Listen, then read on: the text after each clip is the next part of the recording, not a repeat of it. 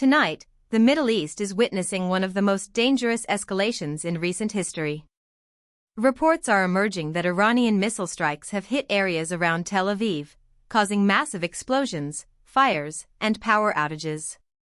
Parts of Israel were reportedly plunged into darkness as emergency sirens echoed across cities and residents rushed into shelters. According to early information, Iran launched multiple ballistic missiles toward Israeli territory. While several were intercepted by Israel's advanced air defense systems, some missiles managed to break through and strike urban areas. Eyewitnesses described loud explosions, shaking buildings, and fires spreading across affected zones. Emergency services responded immediately, with rescue teams searching through debris and assisting injured civilians. Authorities urged people to stay inside shelters as the threat of further attacks remained high. In some locations, critical infrastructure was damaged, leading to temporary electricity outages and communication disruptions.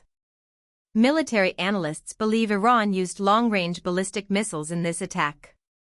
Among them, the Sejil missile is often discussed due to its capability to travel long distances and carry powerful warheads.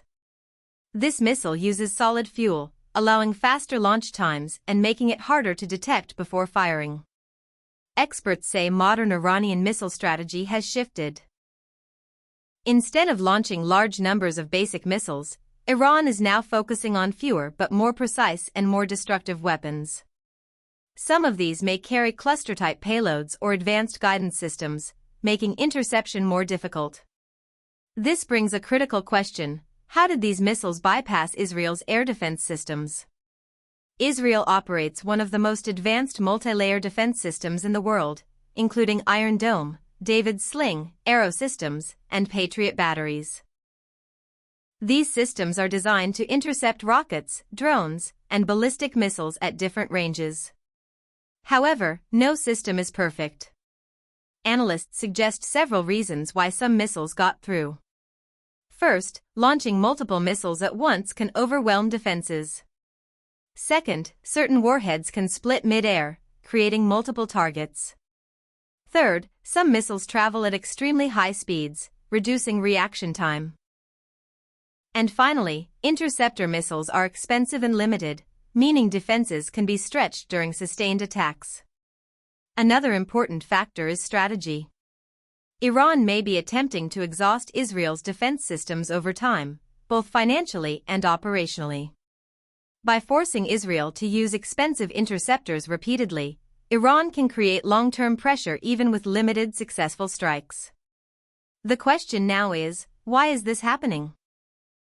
This escalation follows ongoing tensions between Iran and Israel, including previous airstrikes on military and strategic targets. Iran has repeatedly warned it would respond to attacks on its territory and interests.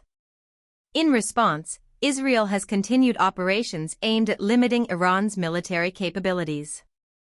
Over time, this back-and-forth has escalated into direct confrontation. Missile exchanges, airstrikes, and cyber operations have all played a role in increasing tensions. What was once a shadow conflict has now become a visible and dangerous military confrontation. This situation is no longer limited to just two countries. The United States is closely involved, supporting Israel and maintaining a military presence in the region. Groups like Hezbollah in Lebanon are also part of the broader conflict environment. Meanwhile, Gulf countries and global powers are watching closely, as the situation affects regional stability and global markets. One of the most critical concerns is the Strait of Hormuz, a key global oil route. Any disruption there can impact oil supply worldwide, leading to rising energy prices and economic instability across multiple countries. So, is this turning into a larger war? Many experts believe the risk is very real. If attacks continue or escalate further, more countries could become directly involved. This could transform the conflict into a full regional war, with global consequences. From a military perspective, both sides have strengths and weaknesses. Israel, along with the United States, has superior air power, advanced technology, and strong intelligence capabilities. Their defense systems are among the best in the world. Iran, on the other hand, has a large and diverse missile arsenal, underground launch facilities, and strong regional alliances. While Iran may not match the US or Israel in direct military strength, it has the ability to sustain prolonged conflict and apply pressure across multiple fronts. Experts say Iran's strategy is not necessarily to win a direct war, but to create long-term disruption economically, politically, and militarily. Now the world is asking, what happens next? There are several possible scenarios. The first is continued escalation, where both sides keep exchanging strikes. This could lead to more destruction and higher risks of civilian casualties. The second possibility is direct U.S. involvement in offensive operations against Iran. This would significantly increase the scale of the conflict. The third scenario involves diplomatic efforts and ceasefire negotiations. Some reports suggest indirect talks may be taking place through mediators, but no clear breakthrough has been confirmed. The fourth and most dangerous scenario is a full regional war, involving multiple countries and armed groups. This would have serious consequences not just for the Middle East, but for the entire world.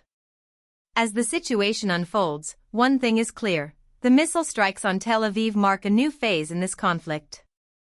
Despite having advanced defense systems, Israel remains vulnerable to certain types of attacks. At the same time, Iran has demonstrated that it still has the capability to strike deep into Israeli territory.